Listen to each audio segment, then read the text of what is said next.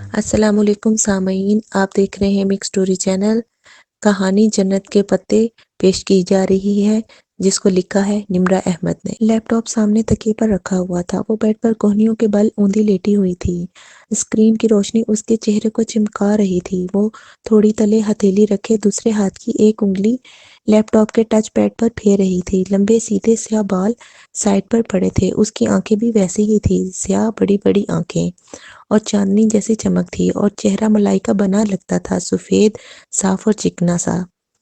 وہ اسی مگن انداز میں اسکرین پر نظریں مرکوز کیے ٹچ پیڈ پر انگلی پھیر رہی تھی۔ ایک کلک کے بعد کوئی صفحہ کھلا تو اس کی متحرک انگلی رک گئی۔ اسکرین پر جمی آنکھوں میں ذرا تفکر ابھرا اور پھر بے چینی۔ اس نے جلدی جلدی 2-3 بٹن دبائے۔ لوڈنگ۔ اگلے صفحے کے لوڈ ہونے کے انتظار کرتے ہوئے اسی مضطرب انداز میں اس نے انگلی سے چہرے کی دائیں طرف سے پھسلتی لٹیں پیچھے کی۔ چند سیکنڈ میں صفحہ لوڈ ہو گیا۔ وہ بے چین ہو کر چہرہ اسکرین کے قریب لائی تو اس کے بالوں کی چند لٹیں پھسل کر پھر چہرے کے سامنے آ گئی۔ جیسے جیسے وہ پڑھتی گئی اس کی آنکھیں حیرت سے پھیلتی گئیں، لب ذرا سا کھل گئے اور پورا وجود بے یقینی میں ڈوب گیا۔ ڈھیر سارے لمحے لگے تھے اس کو خود کو یقین دلانے میں جب وہ پڑھ رہی تھی، بالکل سچ ہے۔ اور جیسے ہی اس کے ذہن نے یقین کی دھرتی کو چھوا، وہ ایک جھٹکے سے اٹھ بیٹھی۔ اس کا فون سائڈ ٹیبل پر رکھا تھا۔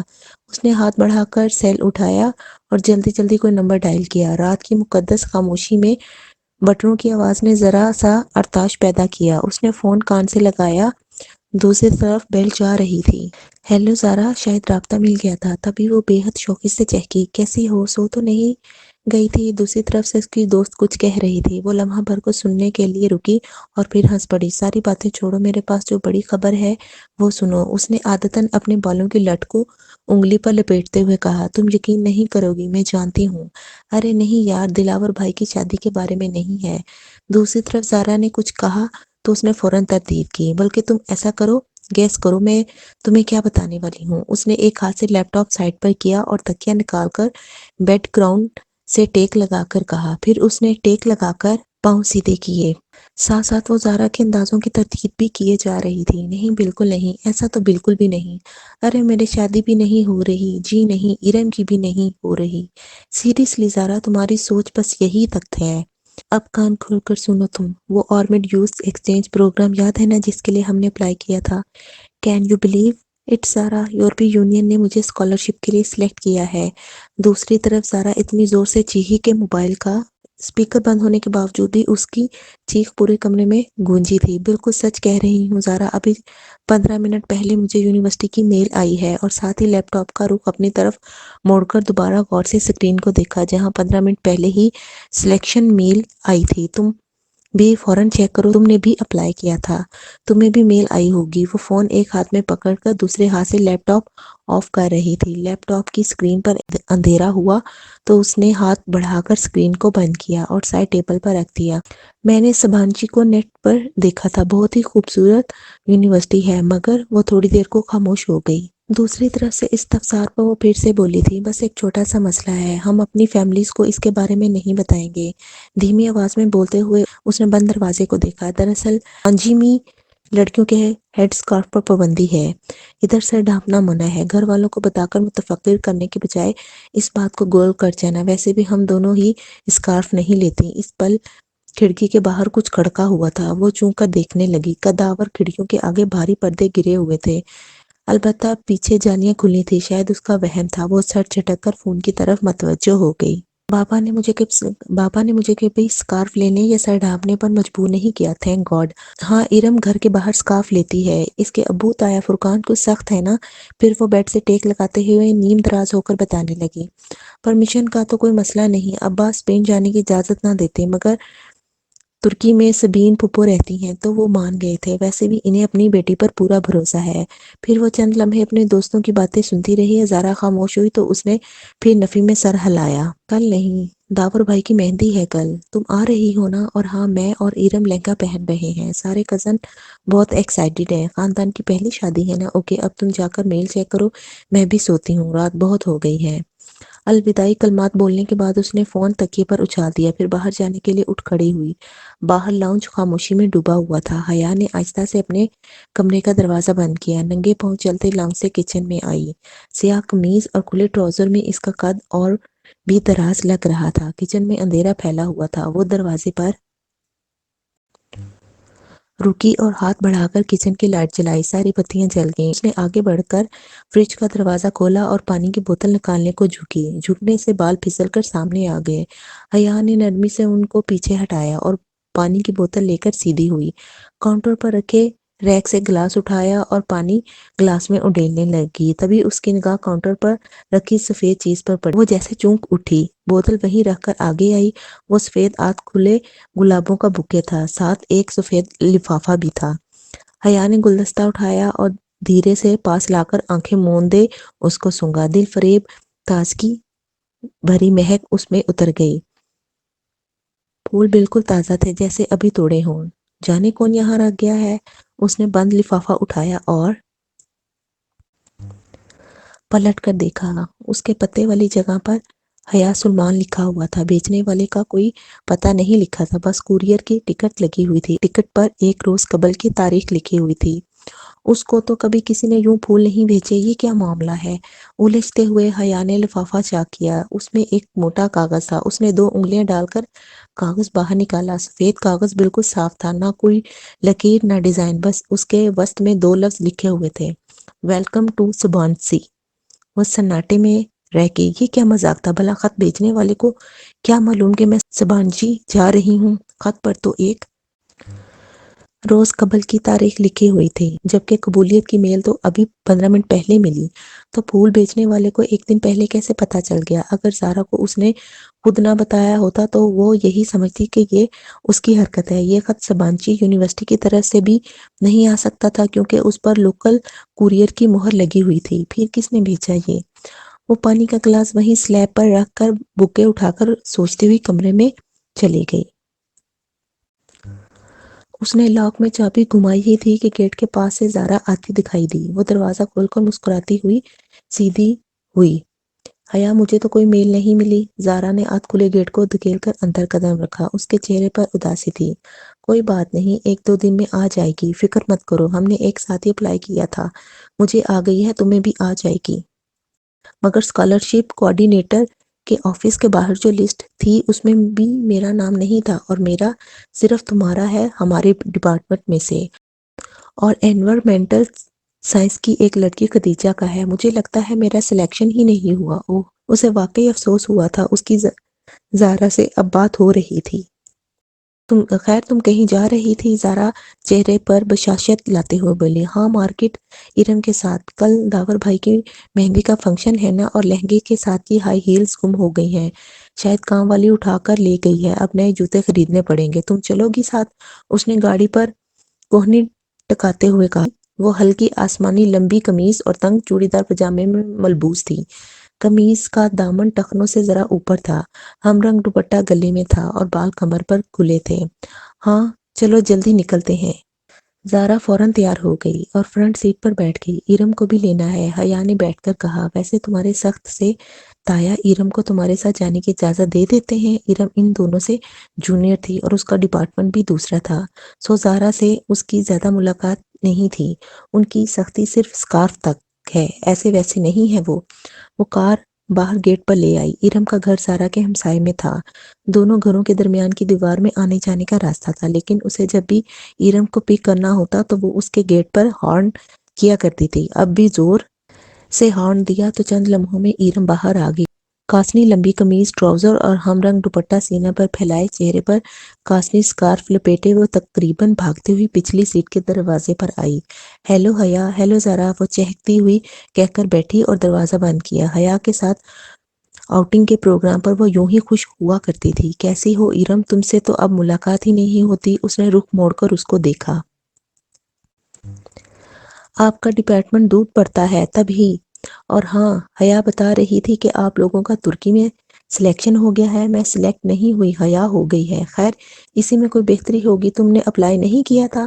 ابا اجازت دیتے تب نا، اس نے اداسی میں کہا۔ ویسے پیرنٹس کو اتنا سخت نہیں ہونا چاہیے، زارا نے کہا۔ حیا نے تادیبی نظروں سے زارا کو دیکھا کہ پہلے سے احساس کمتری میں مبتلا ایرم مزید اداس نہ ہو جائے۔ ابا بھی پتہ نہیں اتنے سخت کیوں ہیں، گرمی میں سکارف لینا اتنا آسان تو نہیں ہے، اور پھر کل مہندی کے لہنگے کی بھی آدھی آستینیں رکھنے نہیں دیں، حیا کی بھی تو آدھی آستینیں ہیں، مگر ابا ذرا بھی سلمان چچا جیسے نہیں۔ ایرم تمہیں آج کیا لینا ہے؟ میں نے تو جوتے لینے ہیں، اس نے کوفت چھپاتے ہوئے بات کو بدلا۔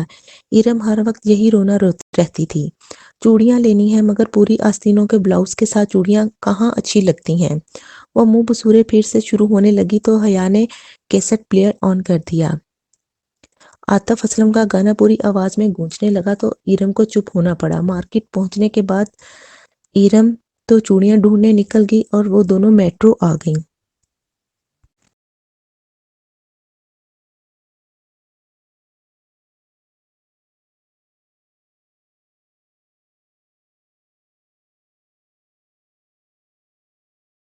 کاؤچ پر بیٹھی تھیں۔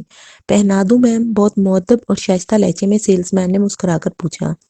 میرے ہاتھ نہیں ٹوٹے ہوئے، میں خود پہن سکتی ہوں۔ جی شور، یہ لیجئے۔ سیلز مین نے مسکراتے ہوئے جوتا اس کی طرف بڑھایا۔ اس نے اسے یوں پکڑ رکھا تھا جیسے پکڑتے وقت حیا کی انگلیاں لازمی اس کے ہاتھ سے مس ہوتیں۔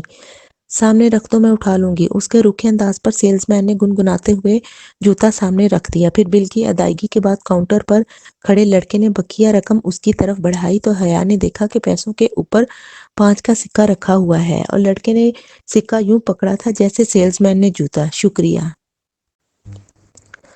حیا نے نوٹوں کو کنارے سے پکڑ کر کھینچا تو سکہ لڑکے کے ہاتھ میں ہی رہ گیا۔ میم، آپ کا سکہ۔ لڑکے نے فاتحانہ مسکراتے ہوئی کہا کہ آپ تو لازمی پکڑے گی، اور یہ سامنے پڑے صدقے کے باکس میں ڈال دو۔ وہ بے نیازی سے شاپر تھامے پلٹی تو زارا نے بڑا بے اختیار کہکا لگایا۔ اس لڑکے کی شکل دیکھنے والی تھی حیا۔ دل کہہ رہا تھا اس کی شکل پر شاپر میں پڑے سارے جوتے مار دوں، پتہ نہیں ہماری ذہنیت کب بدلے گی۔ یوں گھورتے ہیں جیسے پہلی بار کوئی لڑکی دیکھی ہو۔ وہ تنفر سے ناک سکیڑتی غصے سے سیڑھیاں اتر رہی تھی، جب قریب ہی سے آواز آئی، تو اتنا بن سور کے باہر مت نکلا کرو بی بی۔ وہ چونک کر آخری سیڑھی پر رکی۔ ایک معمر خاتون تھی، بڑی سی چادر لپیٹی ہوئی، ناگواری بھری نظر اس پر ڈال کر اوپر زینے پر چڑھ گئی۔ ایک تو لوگوں کو راہ چلتے تبلیغ کا شوق ہوتا ہے۔ زارا اس کو کوہنی سے تھامتے ہوئے وہاں سے لے آئی، تب ہی ایرم سامنے سے آتی دکھائی دی۔ اس کا سینے پر پھیلا دوپٹہ اب سمٹ کر گلے میں جا چکا تھا۔ اس نے کوئی خاص شاپنگ نہیں کی تھی، شاید وہ اس کے ساتھ صرف آؤٹنگ کے لیے ہی آئی تھی۔ میٹرو سے وہ اسکوپ چلی آئیں تاکہ کچھ کھا پی لے۔ رات کی دعوت تو تایا فرقان کی طرف تھی، جو وہ بیٹے کی شادی کے لیے آئے ہوئے لوگوں کو دے رہے تھے۔ میرے لیے پائن ایپل منگوانا، میں ذرا بیکری سے کچھ لے آؤں۔ ایرم چھپٹ کر باہر کو لپکی۔ حیا نے گہری سانس لیتے ہوئے اپنی سائیڈ کا شیشہ نیچے کیا۔ سرد ہوا کا تھپیڑ اندر آیا، مگر اتنی سردی میں سلیش پینے کا اپنا ہی مزہ ہوتا ہے۔ وہ پارکنگ الاٹ میں موجود تھی اور ٹھنڈی ہوا نے سب کو گھیرا ہوا تھا۔ ایرم خاصے کمپلیکسڈ لگتی ہے نا؟ ایرم دور ہو گئی تو زارا اس کی طرف مڑی۔ اور تم اس کمپلیکس کو ہوا دے رہی ہو؟ وہ الٹا اسی پر خفا ہوئی۔ تایا فرقان سے سکارف کی سختی کرتے ہیں، وہ بس اسی بات پر خود ترسی کا شکار ہے، اور تم بھی اس کا ساتھ دے رہی ہو۔ میں نے کہا کہ بیچاری نہیں ہے وہ بیچاری، اب اس کو بھی یہی سمجھنا ہے کہ خواہ خود ترسی سے نکل آئے۔ ویٹر ہاتھ میں کارڈ پکڑے حیا کی طرف آ چکا تھا۔ تمہیں یاد ہے زارا، جب پچھلے سال یونیورسٹی والوں نے ہمیں ترکی کے ٹرپ کی آس دلائی تھی اور آخر میں آ کر سارا پروگرام کینسل کر دیا تھا؟ آرڈر کر کے شیشہ اوپر چڑھا کر وہ یاد کرنے لگی۔ میں تو اتنی مایوس ہو گئی تھی، سوچا بھی نہ تھا کہ کبھی جا سکوں گی۔ اس کی آواز میں جھرنے کی خوشی در آئی تھی۔ زارا اور وہ LLB کے 5ویں سال میں تھیں۔ ان کا 7واں سیمسٹر کا درمیان تھا جب یورپی یونین کے اسکالرشپ کا اعلان ہوا، جس کے تحت یورپی اور ایشیائی یونیورسٹی کے اسٹوڈنٹس کا تبادلہ ہوگا۔ جب درخواست دینے کی باری آئی تو اس کو ترکی کی سبانچی یونیورسٹی کا فارم سب سے آسان لگا، پھر ایک ہسپانوی یونیورسٹی میں بھی ساتھ ہی اپلائی کیا۔ بالآخر سپانجی نے اس کا انتخاب کر لیا۔ 7واں سیمسٹر پورا کر کے اس کو 5 ماہ کے لیے ترکی جانا تھا، جہاں اس کے مضامین تو نہ تھے کہ ترکی کا قانون پاکستان کے قانون سے مختلف تھا، 5 ماہ کے لیے وہ اپنی مرضی سے کوئی بھی مضمون پڑھ سکتی تھی، پھر پاکستان واپس آ کر 8واں سیمسٹر شروع کرنا تھا۔ کتنا مزہ آئے حیا، کوئی رومانٹک سا ہینڈسم سا ہم سفر تمہیں مل جائے تو تمہارا سفر کتنا خوبصورت ہو جائے۔ ہم سفر کوئی نہیں ملنے والا، پاکستان سے ہم صرف 2 لڑکیاں سبانچی جا رہی ہیں اور پھر ہم ٹہری وومن یونیورسٹی میں پڑھنے والیاں۔ وہ خدیجہ رانا جو تمہارے ساتھ جا رہی ہے، اس سے کوئی بات ہوئی؟ ویٹر نے شیشہ بجایا تو حیا نے شیشہ نیچے کیا۔ نہیں، خدیجہ رانا کو تو میں جانتی بھی نہیں ہوں۔ اس نے سلیج کے گلاس پکڑے، زارا کا اس کو تھمایا اور ریرم کا ڈیش بورڈ پر رکھا۔ بے دہانی میں وہ شیشہ بند کرنا بھول گئے۔ اس کے علم میں نہ رہا دفعتاً زارا کا موبائل بجا۔ زارا نے سپ لیتے ہوئے فون کان سے لگایا۔ ہیلو اماں جی، کیا ہوا؟ آواز خراب ہے، 1 منٹ۔ زارا کے فون پر سگنل ٹھیک نہیں آ رہے تھے۔ وہ سلیش کا گلاس ہاتھ میں پکڑے باہر نکل گئی۔ حیا اپنے گلاس سے چھوٹے چھوٹے سپ لیتے ہوئے ونڈ سکرین سے باہر زارا کو دیکھنے لگی۔ اب وہ دور درخت کے پاس کھڑی بات کر رہی تھی۔ ہیلو مائی بیوٹی، کوئی ایک دم سے اس کے بالکل قریب آ کر بولا۔ وہ ڈر کر اچھلی۔ ذرا سا جوس بھی کپڑوں پر گرا۔ کھلی کھڑکی پر ایک خوبصورت عورت جھکی ہوئی تھی۔ میک اپ سے بھرا چہرہ، آئی شیڈو سے چمکتی آنکھیں، بھڑکتی ہوئی سرخی بالوں کا جوڑا اور چمچم کرتے کپڑے۔ وہ عورت نہیں تھی مگر مرد بھی نہیں تھا۔ ڈرو نہیں سونیو، میں تمہاری دوست ہوں، ڈولی کہتے ہیں مجھے۔ ہٹو ہٹو جاؤ۔ وہ گھبرا گئی۔ خواجہ سرا کے وجود سے سستے پرفیوم کی خوشبو آ رہی تھی۔ اسے کراہیت سی آئی۔ اچھا سونیو، ذرا بات تو سنو۔ چہرہ اور جھکایا۔ اس سے پہلے کہ وہ آگے بڑھتا، حیا نے سلیش کا بھرا گلاس اس کے منہ پر الٹ دیا۔ ٹھنڈی ٹھار برف منہ پر گری تو وہ بلبلا کر پیچھے ہوا۔ اس نے پھرتی سے شیشہ اوپر کر لیا۔ سنو جی، وہ مسکرا کر چہرہ صاف کرتے ہوئے شیشہ بجانے لگا۔ بند شیشے کی وجہ سے اس کی آواز کم آ رہی تھی۔ اب وہ کوئی گانا گا رہا تھا۔ کپ کپاتے ہونٹوں سے اس نے اگنیشن میں چابی گھمائی اور گاڑی وہاں سے نکال لی۔ گاڑی بیکری کے داخلی دروازے کے سامنے رکی اور پیچھے مڑ کر دیکھا۔ دور درختوں کے پاس ڈولی نامی خواجہ سرا ابھی تک وہیں کھڑا تھا۔ وہ اس کے پیچھے نہیں آیا تھا۔ اب وہ گا بھی نہیں رہا تھا، بس خاموش نظروں سے اسے دیکھ رہا تھا۔ اسے بے اختیار جھرجھری سی آئی۔ کہاں رہ گئی ہیں دونوں؟ اس نے جھنجھلا کر ہارن پر ہاتھ رکھ دیا، پھر گردن موڑ کر دیکھا۔ وہ ابھی تک اسی کو دیکھ رہا تھا۔ ایرم اور زارا کو ڈراپ کر کے وہ کمرے میں آئی۔ ڈنر کا وقت ہونے والا تھا۔ اس نے کپڑے بھی ڈنر کی مناسبت سے پہنے تھے، مگر جوس چھلکنے کی وجہ سے ذرا داغ پڑ گیا تھا۔ اس نے جلدی سے اتنا دوپٹہ دھو کر استری کیا۔ اسے رہ رہ کر وہ خواجہ سرا یاد آ رہا تھا۔ اس برادری کے لوگ اکثر آ کر پیسے مانگتے تھے، مگر ایسی حرکت تو کبھی کسی نے نہیں کی۔ اس خواجہ سرا کی آنکھیں اور انداز، اس کو پھر سے جھرجھری آ گئی۔ پھر جب وہ اپنی تیاری سے مطمئن ہو کر باہر آئی تو دروازے کے باہر پاؤں کسی چیز سے ٹکرایا۔ وہ چونک گئی۔ دروازے کے ساتھ فرش پر وہ سفید آدھ کھلے گلاب کا بوکے پڑا تھا، ساتھ میں ایک بند لفافہ بھی تھا۔ وہ دونوں چیزیں اٹھا کر سیدھی ہوئی۔ لفافہ کھولا جس پر حیا سلمان لکھا ہوا تھا۔ اندر وہی سفید بے سطر چوکور کاغذ تھا۔ اس کے وسط میں اردو میں لکھا تھا، "ہوں آپ کا آج کا ڈنر اچھا گزرے گا۔"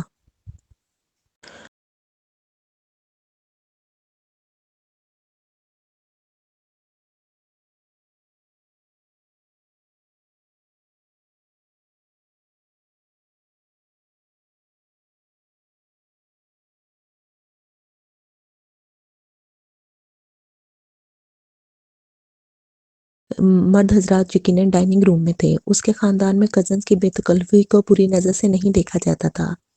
تایا فرقان تمام بہن بھائیوں میں بہت سخت تھے، اور ان کی سختی صرف ایرم کے سکارف لینے اور گھر سے باہر لڑکوں سے بات کرنے تک تھی۔ ایرم اور باقی کزنز بھی گھر کے کزنوں کے علاوہ لڑکوں سے بات نہیں کرتی تھی۔ حیا اور ایرم تو پڑھتی بھی ویمن یونیورسٹی میں تھیں۔ ہاں، دوسرے چچا اور خود سلمان صاحب اپنے بچوں کی شادیاں مکس گیدرنگ میں کریں گے۔ ان کا خاندان زیادہ بڑا نہیں تھا۔ وہ لوگ 3 بھائی اور ایک بہن تھے۔ تایا فرقان سب سے بڑے تھے۔ داؤد، فاروق، ایرم اور سمی ان کے بچے تھے۔ فاروق میڈیکل کر چکا تھا اور آج کل پولی کلینک میں ہاؤس جاب کر رہا تھا اور حیا سے 3 سال بڑا تھا۔ سمی فاروق سے سال بھر چھوٹا تھا اور MBA کر کے جاب کر رہا تھا۔ سب سے بڑے داؤد کی شادی ہو رہی تھی۔ فرقان صاحب کے بعد سلمان تھے۔ ان کی ایک ہی بیٹی حیا اور بیٹا روہیل تھا۔ روہیل پڑھائی کے سلسلے میں امریکہ میں ہوتا تھا۔ پھر زاہد چچا تھے۔ ان کی 2 بڑی جڑواں بیٹیاں مہوش اور سہرش تھیں۔ پھر بیٹا رضا انجینئر تھا۔ سب سے چھوٹی بیٹی ثنا A لیول کر رہی تھی۔ اس وقت روہیل کے علاوہ، جو کہ امریکہ میں تھا، اور داؤد کے جو ڈرائنگ روم میں تھا، باقی سب کزن لاؤنج میں بیٹھے تھے۔ لڑکیاں کارپیٹ پہ دائرہ بنا کر بیٹھی تھی۔ ارم ڈھولک بجا رہی تھی۔ اس کا دوپٹہ سر سے ڈھلک کر کندھے پر آ گیا تھا۔ اگر ابھی تایا یہاں آ جاتے تو وہ فوراً دوپٹہ سر پر لے لیتی۔ وہ مہوش سہرش کے ساتھ سر ملا رہی تھی اور لڑکے صوفے پر بیٹھے ان پر فکرے اچھال رہے تھے۔ ہیلو ایوری ون، وہ سینے پہ ہاتھ باندھے چلتی ہوئی ان کے قریب آ گئی۔ سب کی نظریں اس پر رکی۔ سفید چہرے کے ارد گرد کالے بال اور کاجل سے لبریز آنکھیں، وہ تھی ہی اتنی حسین۔ اٹھتی نگاہ میں ستائش ابھر آتی۔ حیا، کیسی ہو؟ آؤ ان لڑکوں کو ہراتے ہیں، بیٹھو نا۔ بہت سی آوازیں اس سے ٹکرائیں۔ اس نے کندھے اچکائے اور کہا، پہلے میں سائمہ تائی کی کچن میں مدد کراؤں گی۔ اس نے ارم کی امی کا نام لیا تھا، جنہوں نے اس کو آتا دیکھ کر فوراً کچن کا رخ کیا تھا۔ سائمہ تائی نے یقیناً اس کو نہیں دیکھا تھا، ورنہ فوراً بلوا لیتی۔ ارم سے زیادہ سمجھدار تو بقول ان کے حیا تھی۔ سائمہ تائی کے پیچھے زاہد چچا کی بیگم آبدہ چچی بھی کچن میں چلی گئیں۔ اب صوفے پر حیا کی امی فاطمہ بیگم اکیلی بیٹھی تھی۔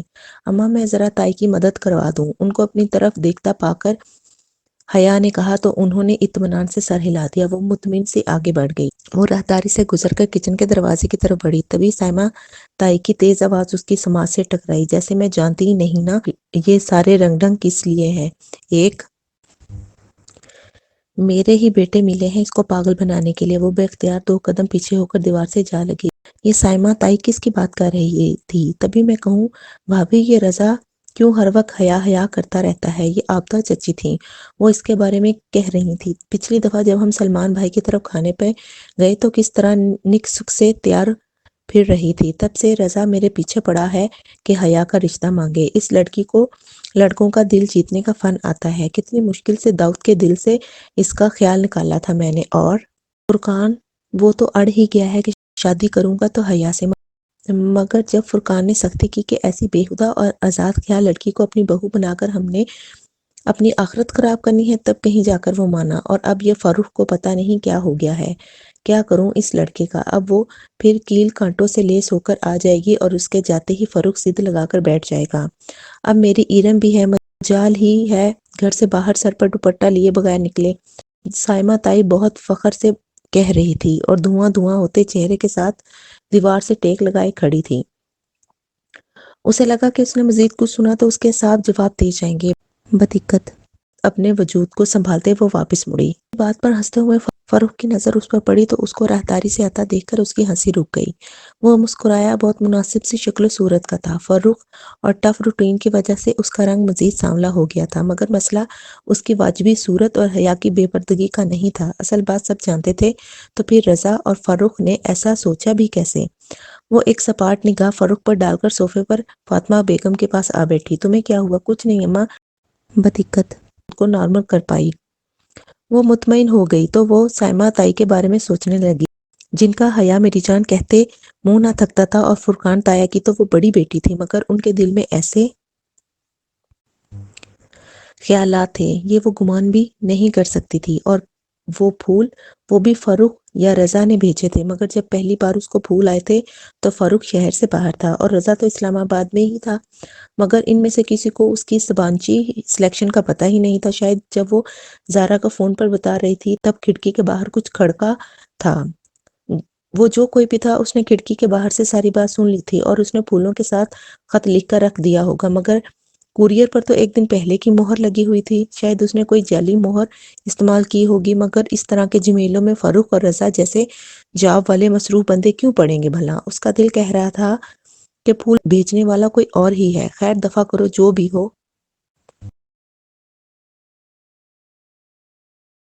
لڑکے لڑکیوں کے گروپ کی طرف چلی آئی ارم۔ اس نے اپنے مخصوص انداز میں سینے پر ہاتھ باندھے ہوئے ارم کو مخاطب کیا تو سب رک کر اس کو دیکھنے لگے۔ کیا تم لوگوں نے سبین پھپھو کو شادی کا کارڈ بھیجا تھا ترکی؟ کنکھیوں سے اس نے فاروق اور رضا کے چہرے کو مان پڑتا دیکھا تھا۔ سلمان چچا کو کارڈ دیا تھا، انہوں نے بھجوا دیا ہوگا، اور سبین پھپھو کو ابو نے فون کر کے کہہ دیا تھا۔ کیا سبین پھپھو آئیں گی؟ آنا تو چاہیے، قریبی رشتہ ہے، تم سے نہ صحیح ہم سے تو ہے۔ اس نے قریبی رشتے پر زور ڈالتے ہوئے فاروق اور رضا پر ایک نظر ڈالی۔ ان کے چہرے پھیکے پڑے تھے اور دونوں ہی سوچ میں گم تھے۔ پھر کھانے کے وقت سائمہ تائی نے سب سے پہلے اس کو بلایا۔ حیا میری جان، تم سمجھدار ہو، یہ ایرم تو بس تم نے ٹیبل پر خیال رکھنا ہے، جیسے ہی کوئی ڈش خالی ہو یا آدھی ہو جائے تو فوراً ظفر کک کو آواز دے دینا، ٹھیک؟ شور تائی، میں خیال رکھوں گی، وہ دقت مسکراتی ہوئی سرو کرنے لگی۔ چند منٹ بعد سب کھڑے اپنی اپنی پلیٹوں میں کھانا نکال رہے تھے۔ تایا جان، آپ نے سلاد نہیں لیا؟ وہ رشین سلاد کا پیالہ ہاتھ میں لیے ابو اور تایا فرقان کی طرف آئی جو اپنی دھن میں باتیں کر رہے تھے۔ اس کے پکارنے پر چونکے۔ تھینک یو بیٹا، تایا فرقان نے مسکراتے ہوئے سلاد اپنی پلیٹ میں نکالا۔ وہ شلوار کرتے میں ملبوس تھے اور شال لی تھی، باروک چہرے پر مونچھیں۔ سلمان صاحب ان کے برعکس کلین شیپڈ ڈنر سوٹ میں بہت سمارٹ لگ رہے تھے۔ دونوں کی سوچیں ان کے بلیوں جیسی تھی۔ ابا آپ بھی لیں نا۔ سلمان، تم نے سبین کو کارڈ پوسٹ کیا تھا؟ تایا کو اچانک شاید اس کی شکل دیکھ کر یاد آیا تھا۔ سلمان صاحب کا چمچ سے سلاد بھرتا ہاتھ ذرا سا سست پڑا اور چہرے پر کڑواہٹ پھیل گئی۔ بہت آہستہ آہستہ انہوں نے چمچ پلیٹ میں پلٹا کر دیا تھا۔ ان کے لہجے میں کاٹ تھی جو حیا کے لیے نئی تھی۔ ابا سبین پھپھو شادی پر آئیں گی؟ وہ پوچھے بنا نہ رہ سکی۔ کل مہندی ہے، آنا ہوتا تو آج آ چکی ہوتی۔ 30 سالوں میں جو عورت صرف ایک دفعہ ملنے آئی ہو وہ اب بھی نہ آئے تو بہتر ہے۔